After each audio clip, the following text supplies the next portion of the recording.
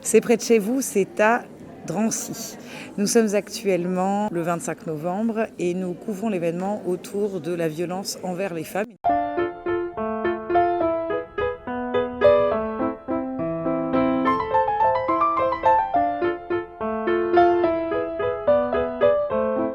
Nous sommes actuellement avec l'Observatoire. Bonjour à vous. Bonjour.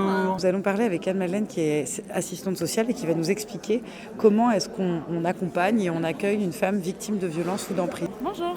Bonjour Jean-Luc. Je vais vous poser quelques questions justement sur l'accueil de la police au sein de Drancy dans le cadre d'accueil de femmes victimes de violence ou victimes d'emprise. Bonjour, aujourd'hui nous sommes présents pour informer les femmes victimes de violences conjugales. Alors du coup, est-ce que vous pouvez nous expliquer quel est l'objectif principal de votre travail ? Principalement, c'est faire connaître nos missions. Donc 5 grandes missions: observer pour avoir des chiffres, pour rendre visibles les violences. Ça nous permet d'aller sur une deuxième mission qui est de mettre en place des dispositifs de protection. Troisième mission, ça va être former, parce que pour que tout ça fonctionne, il faut bien que les professionnels soient formés. Quatrième, c'est créer des outils. Là, vous en voyez un certain nombre. Créer des guides qui vont faciliter aux professionnels tout ce qui est entretien avec les dames victimes de violences. Et puis la dernière chose, je dirais, c'est organiser le partenariat au niveau des départements pour travailler avec l'ensemble des villes. En général, quand une femme franchit les portes, soit du commissariat, soit de la police municipale de Drancy, on voit tout de suite qu'elles sont en détresse. Et on va vite poser des questions très précises pour déterminer les raisons pour lesquelles elles se présentent chez nous. Quel est le protocole appliqué une fois qu'elle décide dans un premier temps de parler ? On va la suivre dans le démarrage de la procédure. Déjà, la première chose qui est importante, c'est de savoir son état physique. Voilà. Si elle vient de subir des coups, etc., on va forcément automatiquement contacter les sapeurs-pompiers. Si l'auteur des coups est soit à domicile, soit à proximité, on avise un officier de police judiciaire pour qu'on ait l'autorisation d'interpeller l'auteur des coups et des violences. Nous, on a plutôt un but d'alerter et d'orienter et d'informer les personnes. On oriente beaucoup vers le commissariat, vers Madame Maloum qui est l'intervenante sociale du commissariat pour pouvoir travailler ensemble sur tout ce qui est judiciaire. On a vraiment un travail d'orientation et d'information auprès des usagers. Donc Madame Maloum, c'est le poste qui a été proposé au sein du commissariat pour directement orienter les femmes victimes de violences. Oui, on a vraiment un travail conjoint. Elle est plus proche des familles puisqu'elle peut les voir plus facilement. Et aussi, elle a un accès direct au commissariat et aux procédures judiciaires qui sont en cours. C'est elle qui fait le plan réagir, etc. En parlant de réagir, est-ce que vous pouvez nous en dire quelques mots ?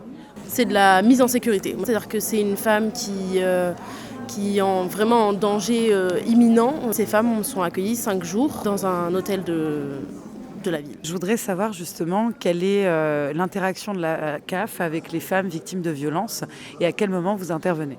Lorsqu'elles se séparent, il y a des aides possibles. Donc il ne faut pas qu'elles hésitent justement à... Je pense que c'est un frein aussi le fait de perdre de ressources, à se séparer du conjoint. Le plus souvent, elles sont dépendantes du conjoint. Et donc quand elles se séparent du conjoint, il y a des aides qui sont possibles.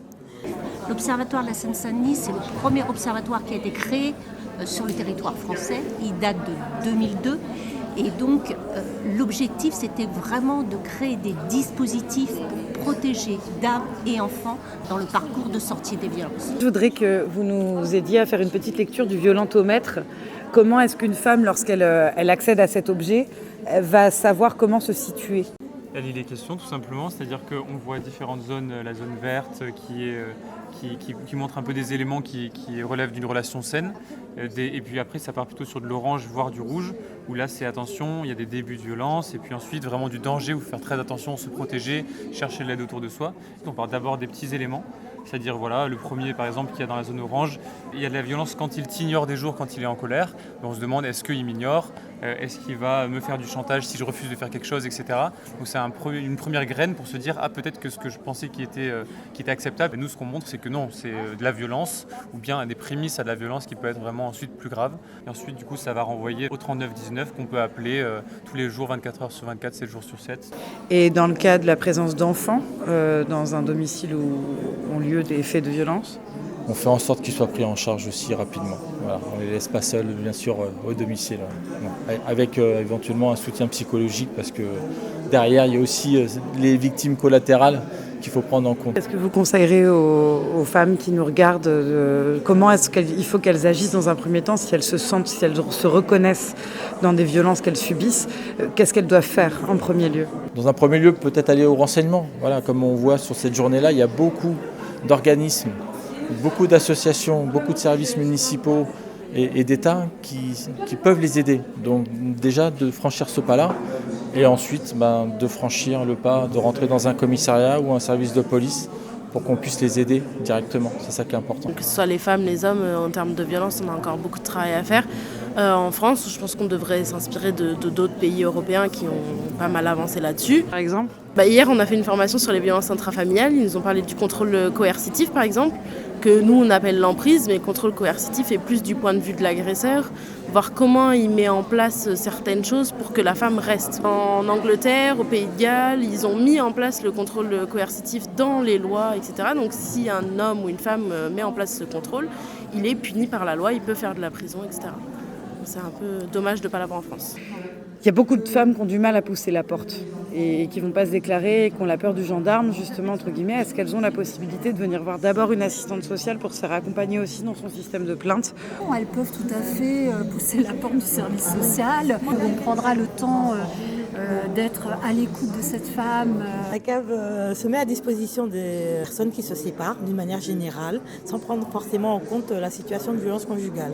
Elle va le prendre en compte à partir du moment où la personne va être reçue par un travailleur social qui fait un accompagnement global. S'il le faut, elle va l'accompagner dans cette situation si elle a besoin d'une écoute particulière, vers un psychologue.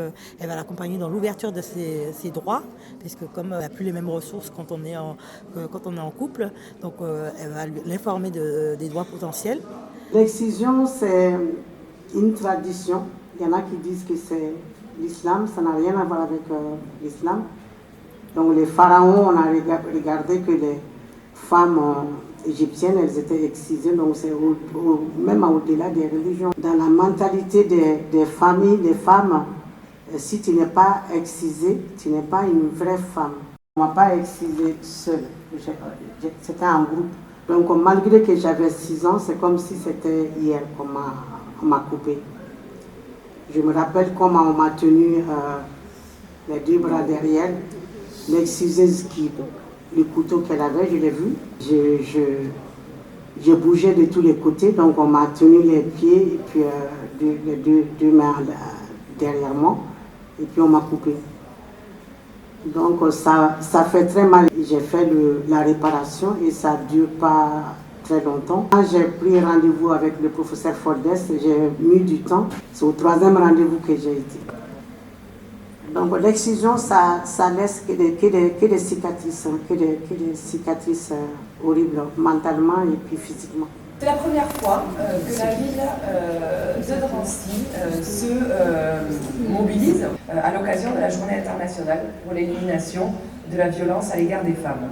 Évidemment, notre ville agit concrètement au quotidien depuis de nombreuses années, en étant la seule ville de Seine-Saint-Denis à proposer un dispositif d'hébergement d'urgence sur 5 jours ouvrés avec le dispositif Réagir. Je pense vraiment qu'il est plus important que jamais de dire aux victimes qu'elles ne sont pas seules, que les services, que des agents sont à leur écoute, s'investissent, qu'elles peuvent s'informer. C'est une journée pour éradiquer les violences faites aux femmes. C'est une journée pour permettre à chacune de pouvoir se rendre dans les bons endroits, au bon moment, pour pouvoir signaler ces problématiques et accepter qu'elles sont accompagnées.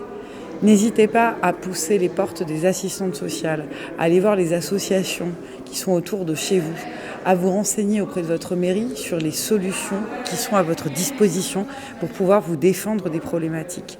Confiez-vous dans un premier temps, ne restez pas seul et rendez-vous compte qu'il y a des procédures et des protocoles qui sont là pour vous aider. Prenez soin de vous, c'est près de chez vous, c'est à Drancy.